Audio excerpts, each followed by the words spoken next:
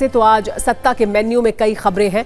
शिमला के संजौली मस्जिद वाले विवाद की वीडियो कुंजी है, तो यूक्रेन में युद्ध विराम वाले ट्रंप प्लान की एक एक डिटेल भी है। सत्ता की राजनीतिक कुंजी में बिहार में मंत्रालय बंटवारे वाली पूरी अपडेट भी है। लेकिन आज सत्ता की शुरुआत एक बड़ी और दुखद खबर के साथ। ये खबर आई है दुबई से, जहां एक एयर शो के दौरान भारतीय वायुसेना का फाइटर जेट तेजस क्रैश हो गया। इस हादसे में पायलट की मौत हो गई। भारतीय समय के अनुसार यह हादसा करीब 3:40 पर हुआ। यह हादसा दुबई के अल मखतूम एयरपोर्ट पर डेमो फ्लाइट के दौरान हुआ है, जहां हजारों दर्शक विमान के करतब देख रहे थे। सब कुछ सही चल रहा था, लेकिन अचानक ऐसी तस्वीर सामने आई है जिसकी किसी ने कल्पना भी नहीं की थी। विमान हवा में शानदार मोड़ ले रहा था। अचानक विमान ने नियंत्रण खो दिया। कुछ ही सेकंड में तेजस तेजी से नीचे झुकता हुआ दिखा और सीधा जमीन से टकराते ही जोरदार धमाका हुआ। धमाके के साथ अल मखतूम इंटरनेशनल एयरपोर्ट के ऊपर काले धुएं का गुबार उठा। कहा है कि वायुसेना इस कठिन समय में पायलट के परिवार के साथ है। हादसे के सही कारणों की जांच के लिए कोर्ट ऑफ इंक्वायरी की जाएगी। हेडक्वार्टर्स इंटीग्रेटेड डिफेंस स्टाफ ने भी एक सोशल मीडिया पोस्ट करके ये बताया कि chief of defence staff general Anil Chauhan और भारतीय सुरक्षा बलों के सभी रैंक के अधिकारियों ने इस हादसे पर दुख व्यक्त किया है। स्वदेशी फाइटर जेट तेजस ने अपनी पहली उड़ान 2001 में भरी थी। तेजस की शुरुआती उड़ान भरने के बाद ऐसा पहली बार हुआ है जब किसी भी हादसे में पायलट की मौत हुई हो तेजस में। इससे पहले मार्च 2024 में पहली बार तेजस क्रैश हुआ था, लेकिन पायलट ने जेट से अपने आप को इजेक्ट कर लिया था। उस वक्त यह हादसा विमान का इंजन फेल होने की वजह से हुआ था। आपको बता दें कि तेजस फाइटर जेट स्वदेशी है। इसका निर्माण हिंदुस्तान एरोनॉटिक्स लिमिटेड करती है, लेकिन इसमें अमेरिकी कंपनी GE एरोस्पेस के बनाए जेट इंजन का इस्तेमाल किया जाता है। भारतीय वायुसेना ने दुबई में तेजस के दुर्घटनाग्रस्त होने के कारणों को लेकर अभी तक कुछ नहीं कहा है। विस्तृत जांच के बाद ही सही कारणों का पता चल सकेगा। लेकिन एक आशंका ये जरूर है कि उड़ान के दौरान विमान के इंजन में कोई दिक्कत हुई हो। यहां अब ये बात एक बार फिर साफ कर दें कि हादसे की असली वजह जांच के बाद ही पता चलेगी। हादसे से एक दिन पहले यानी कल ही सोशल मीडिया पर यह दावा किया गया था कि तेजस फ्यूल लीक की समस्या से जूझ रहा था। हालांकि रक्षा मंत्रालय ने दावा किया है कि तेजस का तेल रिसाव वाला वो वीडियो फर्जी है। इस तरह के झूठे दावों से आप ये समझ सकते हैं कि तेजस की स्वदेशी शक्ति के दुष्प्रचार के लिए कितनी शक्तियां लगी हुई हैं।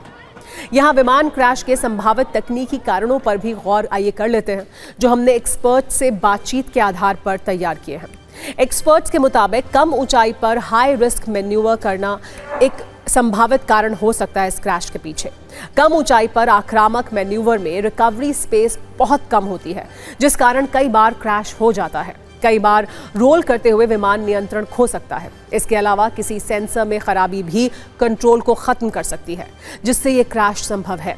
डिस्प्ले फ्लाइट्स में जी स्ट्रेस बहुत ज्यादा होता है। जब विमान अचानक नीचे की तरफ गोता लगाता है तो शरीर पर गुरुत्वाकर्षण के उल्टी दिशा में जोर पड़ता है। ऐसे में पायलट के लिए कई बार कुछ सेकंड का ब्लैकआउट हो सकता है, जिससे क्रैश का जोखिम बढ़ता है। पक्षी टकराने से भी ऐसा क्रैश हो सकता है। हालांकि अभी तक इसका कोई वीडियो सबूत सामने नहीं आया है। जब भी जहाज लो स्पीड पे होता है और अगर उसका एंगल ऑफ अटैक इतना बढ़ जाता है कि वो जहाज फिर हवा में नहीं रह सकता, तो पहले कलाबाजियां सा खाता है, यानी कि स्पिन में चला जाता है, स्पीड स्पिन। उसका रिकवरी है कि आप नोज को और आगे लेके जाए ताकि इस एंगल ऑफ अटैक को रिड्यूस करे। इससे क्या होता है कि वो स्पीड, आप देखिए उसने किया, ये नोज भी नीचे आया और उसके बाद जैसे ही नोज नीचे आया तो जहाज ने वो एटीट्यूड लिया। उसका अंडर कैरेज नीचे नहीं था, इसका मतलब है वो लैंडिंग के लिए नहीं आ रहा था, वो जहाज को रिकवर कर रहा था। क्या हुआ ये इंक्वायरी से पता चलेगा, पर हमें ये लग रहा है कि उसने इंजेक्शन में बहुत देर कर दी और उसका जहाज जो है मश कर रहा था। उसने जब रिकवर भी किया तो उसका फिर भी एयरक्राफ्ट सिंक कर रहा था और वो अपने बेली यानी कि पेट के ऊपर, जिसके होता है जहाज के निचले स्थल, वो जो निचला हिस्सा है वो ज़मीन पे जाके टकरा है। जो जहाज़ है वो जब अपना कलाबाजी करते हुए आया है तो उसका नियंत्रण थोड़ा सा जो है वो जब मैं कहूँगा हट गया है नियंत्रण उससे। पायलट से, या पायलट ब्लैकआउट भी हो सकता है। पायलट का ब्लैकआउट का मतलब ये होता है कि जब वो जैसे जिस हिसाब से वो कलाबाजी कर रहा था तो उसके ऊपर ग्रेविटेशनल फोर्स जो है वो बहुत ज़्यादा हो जाता है। बातें हैं उसके अंदर के अब क्या है, क्यों हुआ है, वो कैसे हुआ है, ये तो जब कोर्ट ऑफ इंक्वायरी होगी उसका सारा जो है फ्लाइट डाटा रिकॉर्डर वगैरह और जो वो कॉकपिट CPR निकालेंगे वो, तो उसी के बाद पता लगेगा कि क्या एक्चुअल है। तेजस 4.5 पीढ़ी का फाइटर जेट है जो अपने हल्के वजन और फुर्ती के लिए मशहूर है। इसकी स्पीड 2200 किलोमीटर प्रति घंटा से ज्यादा है, जो 50,000 फीट की ऊंचाई तक उड़ान भरने में सक्षम है। इसकी लंबाई 13 मीटर से ज्यादा है और ऑपरेशनल रेंज 3000 किलोमीटर है।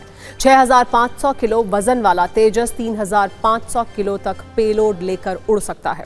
दुनिया के कई देश तेजस की खरीद में रुचि दिखा रहे हैं। यही वजह है कि दुबई एयर शो में इसे ले जाया गया था। यहां दुनिया की बड़ी एरोस्पेस कंपनियां, एयरलाइंस, एयर फोर्सेस और टेक्नोलॉजी कंपनियां अपने नए विमान, हेलीकॉप्टर, हथियार सिस्टम और एरोस्पेस टेक्नोलॉजी दिखाती हैं। भारत की स्वदेशी सैन्य शक्ति से जुड़ी आज एक बुरी खबर आई तो एक अच्छी खबर भी आई। ये खबर भारत के उस हवाई सुरक्षा कवच से जुड़ी है जिसको भेद पाना करीब करीब नामुमकिन है। हम बात कर रहे हैं S-400 एयर डिफेंस सिस्टम की। वो एयर डिफेंस सिस्टम ने ऑपरेशन सिंदूर के दौरान पाकिस्तान की हार सुनिश्चित की थी, जिसके नाम 300 किलोमीटर से ज्यादा दूरी से एक पाकिस्तानी जेट को मार गिराने का रिकॉर्ड है। भारत को S-400 एयर डिफेंस सिस्टम रूस से मिला है, लेकिन वो दिन दूर नहीं जब S-400 भी स्वदेशी होने वाला है। रक्षा सूत्रों से मिल रही जानकारी के मुताबिक S-400 को लेकर रूस ने भारत को मेक इन इंडिया वाला ये खास ऑफर दिया है। इसके मुताबिक बातचीत में एक बड़ा फोकस ये है कि रूस S-400 मिसाइलों के लिए 50% टेक्नोलॉजी ट्रांसफर को तैयार है। इससे कई भारतीय कंपनियां इसकी मिसाइल असेंबली में शामिल हो पाएंगी, जिससे मिसाइलों के स्वदेशी प्रोडक्शन को तेजी भी मिलेगी और इसकी लागत भी कम होगी। बताया जा रहा है कि इस डील पर फाइनल बातचीत अगले वर्ष तक पूरी हो सकती है, जिसके बाद नई रेजिमेंट की डिलीवरी 2029 से 2030 के बीच शुरू होने की संभावना है। सूत्रों के मुताबिक रूस ने यह भी संकेत दिए हैं कि वो भारतीय वायुसेना को 2 से 3 अतिरिक्त S-400 देने के लिए तैयार है। भारत ने 2018 में करीब $5.43 अरब में कुल 5 S-400 रेजिमेंट खरीदने की डील की थी, जिसमें से 3 रेजिमेंट भारतीय वायुसेना को मिल चुकी हैं। चौथी और 5वीं रेजिमेंट यूक्रेन युद्ध के कारण अटक गई और अब उनकी डिलीवरी 2026 तक अटकी हुई है। इसी वजह से भारत ने रूस को साफ कहा है कि नई डील तभी फाइनल होगी जब डिलीवरी टाइमलाइन पूरी तरह सुनिश्चित किया जाए। S-400 सिस्टम ने ऑपरेशन सिंदूर के दौरान पाकिस्तान के लड़ाकू विमानों और मिसाइलों को रोककर अपनी क्षमता का शानदार प्रदर्शन किया था।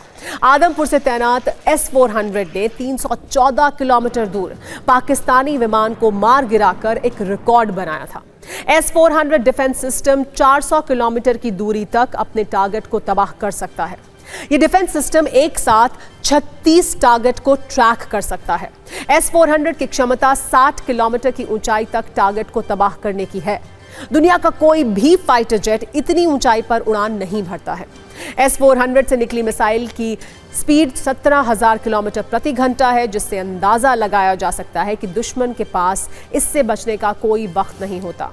सबसे खास बात यह है कि इस सिस्टम की तैनाती में सिर्फ 5 से 10 मिनट का वक्त लगता है। इसे आसानी से एक जगह से दूसरी जगह ले जाया जा सकता है। रूस से मिले ऑफर के मुताबिक अगर डील हो जाती है तो दुनिया का यह सबसे खतरनाक डिफेंस सिस्टम 50% स्वदेशी हो जाएगा। जो हमें नई खेप मिल रही है S-400 की, उसमें रशिया ने ऑफ़र किया है कि 50% इंडिजनाइज कंपोनेंट्स होंगे। मैं मानता हूं कि आत्मनिर्भर भारत के लिए ये बहुत अच्छी खबर है, क्योंकि S-400 जो है बहुत मॉडर्न वेपन सिस्टम है और ऑपरेशन सिंदूर में इसने अपनी जगह बना ली है। S-400 एक बहुत आधुनिक हथियार है। इसने अपने आप को साबित भी किया है ऑपरेशन सिंदूर में। इसके तकरीबन सभी पैरामीटर्स पर ये खरा उतरा है। तो ये उतना ही बड़ा बदलाव होगा जितना बदलाव मिग सीरीज एयरक्राफ्ट जो इंडिया बनाने लगा बाद में। और अगर 50% टेक्नोलॉजी S-400 की आती है, ये भी हमारे एयर डिफेंस सिस्टम का एक मेन स्टे बन जाएगा और हमारे लिए ये एक बहुत ही महत्वपूर्ण काम होगा अपने सुरक्षा को बढ़ाने के लिए। सत्ता में आगे बढ़ते हैं और बात करते हैं अमेरिका के राष्ट्रपति डोनाल्ड ट्रंप की, जो पिछले कुछ घंटों से बहुत गुस्से में हैं, परेशान हैं, बेचैन हैं।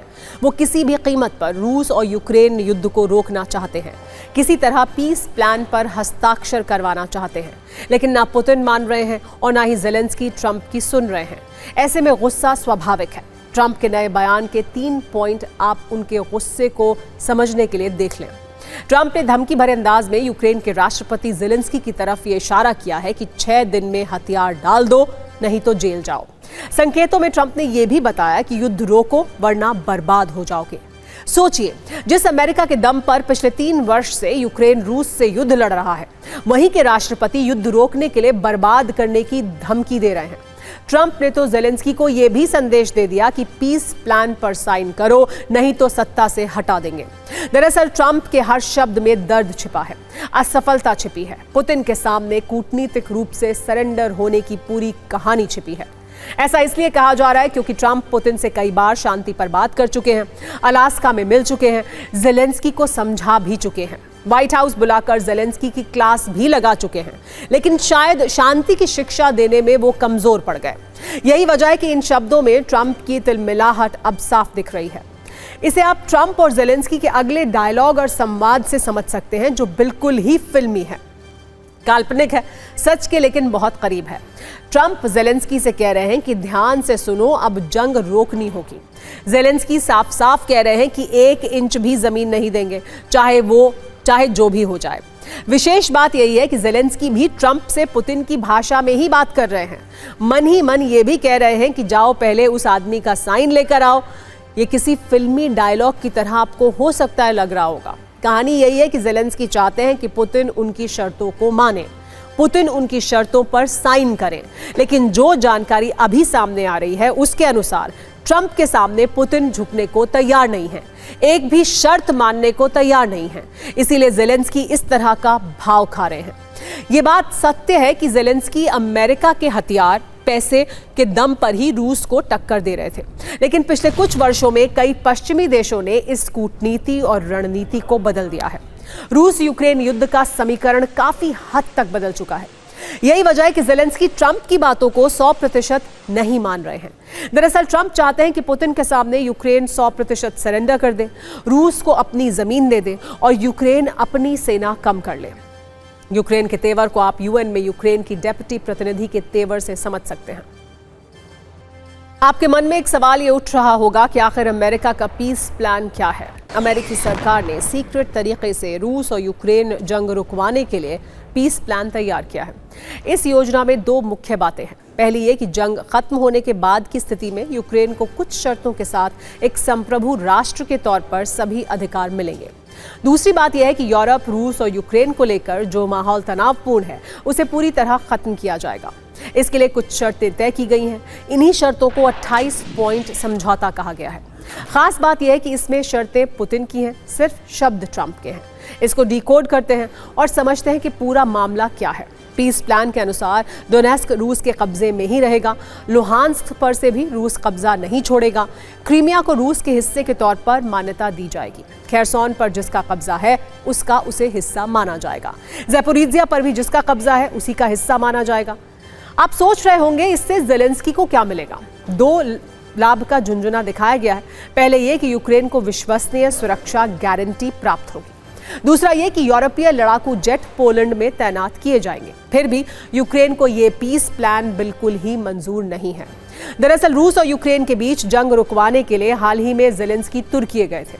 आपको अमेरिका के 28 पॉइंट वाले प्रस्ताव पर और भी जानकारी देते हैं। ऐसा लग रहा है कि ट्रंप ने पुतिन के साथ एक टेबल पर बैठकर पुतिन के हितों को ध्यान में रखते हुए ये तैयार कराया है। पीस प्लान के अनुसार यूक्रेन अपने संविधान में बदलाव करेगा। नेटो में शामिल होने का सपना त्यागना होगा। नेटो भी यूक्रेन में सेना तैनात नहीं करने पर सहमत होगा। यूक्रेन में 100 दिनों के अंदर चुनाव कराने होंगे। रूस को G8 में वापस आने की अनुमति दी जाएगी। रूस के लिए कोई बड़ा सैन्य प्रतिबंध नहीं रहेगा। रूस को वैश्विक अर्थव्यवस्था में एक बार फिर से जोड़ा जाएगा। सवाल यह भी है कि रूस यूक्रेन युद्ध पर ट्रंप अचानक क्यों बदल गए हैं। आप ट्रंप के 2 बयान से, 2 इशारों से और 2 संदेशों से इसे समझ सकते हैं। ऐसा ट्रेंड हो रहा है कि ट्रंप पहले यूक्रेन के लिए ये कहते थे कि युद्ध करो, हथियार दे रहे हैं। अब ट्रंप ये संकेत दे रहे हैं कि युद्ध रोको वरना बर्बाद कर देंगे। लेकिन ट्रंप के इस मैसेज का यूक्रेन पर कोई असर नहीं हो रहा है।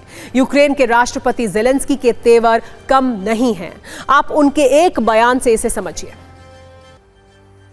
जब पीस प्लान में नेटो की चर्चा हो रही है तो आपको नेटो प्रमुख की बात को भी सुनना चाहिए। कैसे ट्रंप के लिए नेटो प्रमुख मैसेज दे रहे हैं। सत्ता में अब अपने न्यूज मित्रों को शिमला के उन पहाड़ों में लेकर चलते हैं जहां आमतौर पर इस मौसम में सर्दी होती है, लेकिन फिलहाल माहौल में गर्मी बहुत ज्यादा है। बस फर्क इतना है कि ये गर्मी कुदरत की नहीं बल्कि लोगों के गुस्से की है। ये गुस्सा शिमला में बनी उसी संजौली मस्जिद को लेकर है जिसको लेकर पिछले 1 वर्ष से विवाद है। अब ये विवाद एक बार फिर उठ रहा है। हिंदूवादी संगठनों ने इस मस्जिद को गिराने की मांग को लेकर एक बार फिर से प्रदर्शन किया है। आज इस प्रदर्शन की वजह से मस्जिद में जुमे की नमाज नहीं हो सकी। मस्जिद गिराने और दूसरी कई मांगों को लेकर हिंदू संगठनों का अनशन कई दिन से जारी था। आज बड़े प्रदर्शन का ऐलान किया गया है। इस वजह से वहां बड़ी संख्या में लोग जुटे। इनकी मांग है कि अवैध तरीके से बनाई गई इस मस्जिद का बिजली पानी काटा जाए, साथ ही मस्जिद में नमाज बंद कराई जाए। हिंदू संगठन ये कह रहे हैं कि प्रशासन अवैध घोषित हो चुकी इस मस्जिद को तुरंत गिरा दे, साथ ही हिंदू कार्यकर्ताओं पर दर्ज FIR को रद्द किया जाए। पिछले शुक्रवार को हिंदू संगठनों ने कुछ मुसलमानों को संजौली मस्जिद में नमाज पढ़ने से रोका था, जिसके बाद पुलिस ने धार्मिक भावनाएं आहत करने के आरोप में 3 महिलाओं सहित 6 लोगों पर FIR दर्ज की थी। इससे हिंदू संगठन भड़क गए। हिंदू संगठनों की मांग को देखते हुए प्रशासन ने एक कमेटी बनाने का फैसला लिया, जो इन मांगों पर 29 तारीख तक बातचीत के बाद फैसला लेगी।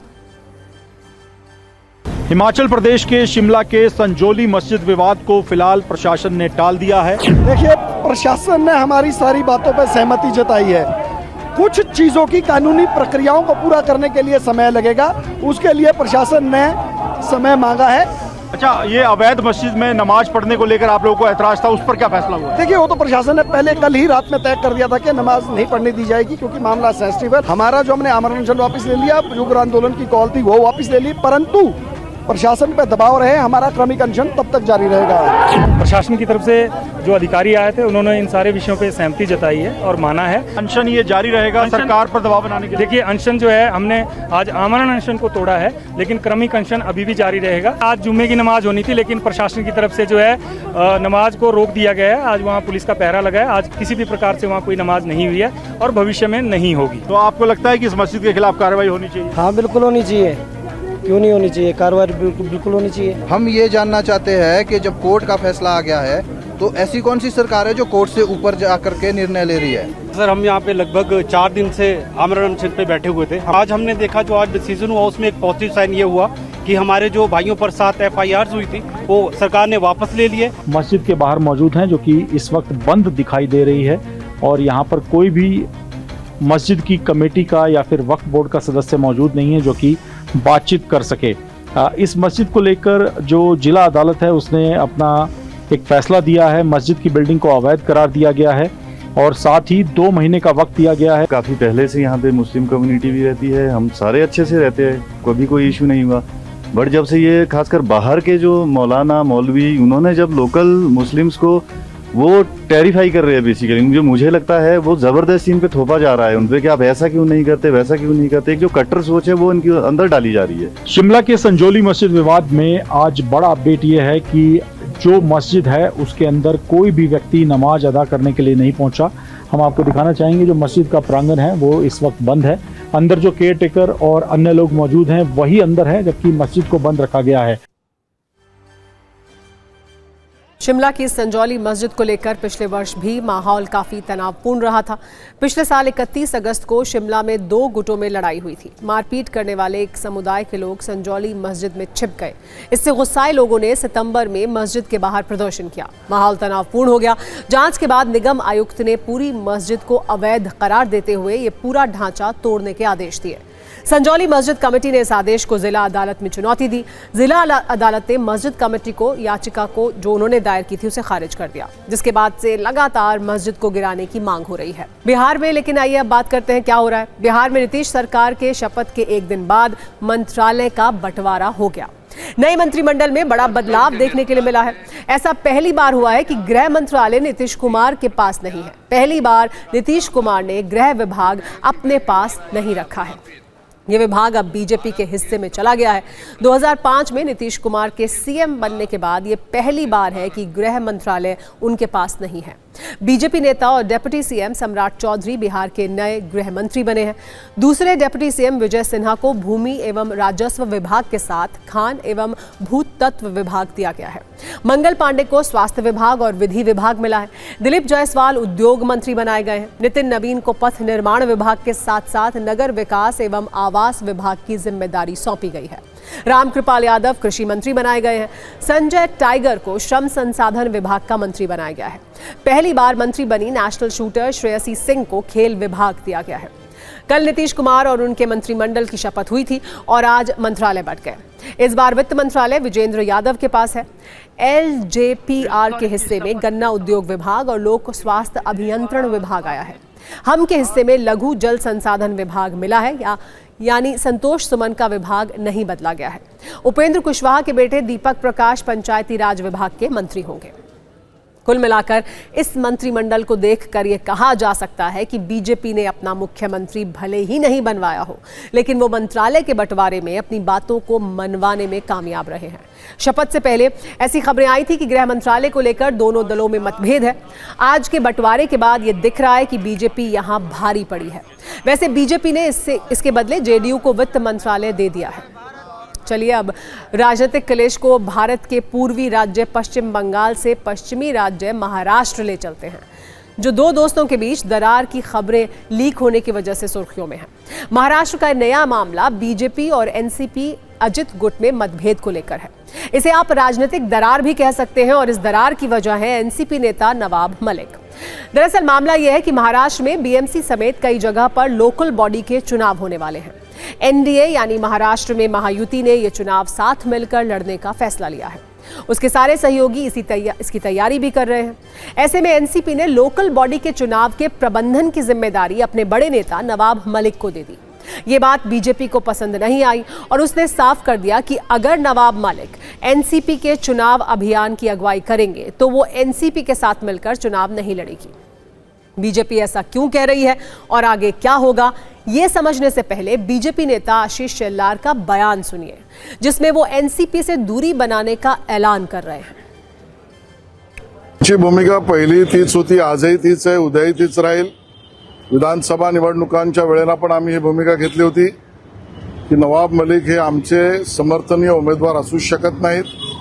हा विषय व्यक्तीपेक्षा त्यांच्यावर असलेल्या आरोपाचा आहे। हा विषय त्यांच्या पक्षाचं नेतृत्व नवाब मलिक यांच्याकडे असेल तर त्यांच्यावर असलेले आरोप, हसीना पारकर आणि अशा सगळ्या आरोपांच्या संदर्भामध्ये भारतीय जनता पक्ष तडजोड करू शकत नाही। मुंबईमध्ये नवाब मलिक यांच्याकडे नेतृत्व असेल तर सर्वसामान्य कार्यकर्त्यांची आमची भूमिका आहे की या महायुतीमध्ये राष्ट्रवादी काँग्रेस अजितदादा पवार नवाब मलिक यांच्या नेतृत्वातली नसावी, असू नये, हीच आमची भूमिका आहे। दरअसल बीजेपी शुरुआत से ये आरोप लगाती रही है कि नवाब मलिक के अंडरवर्ल्ड डॉन से संबंध रहे हैं। हसीना पारकर से संबंध रखने के आरोप भी शामिल हैं इसमें। नवाब मलिक पर मनी लॉन्ड्रिंग के गंभीर आरोप भी लगे हैं। बीजेपी का तर्क है कि वो अपने सिद्धांतों से समझौता नहीं कर सकती, जबकि पार्टी को डर है कि नवाब मलिक के साथ दिखने से उनके कोर वोट बैंक पर नकारात्मक असर पड़ सकता है, इसलिए वो बच कर चल रहे हैं। लेकिन एनसीपी कह रही है कि नवाब मलिक हमारे बड़े नेता हैं, हमने उन्हें बड़ी जिम्मेदारी दी है, हम अपने फैसले से पीछे नहीं हटेंगे।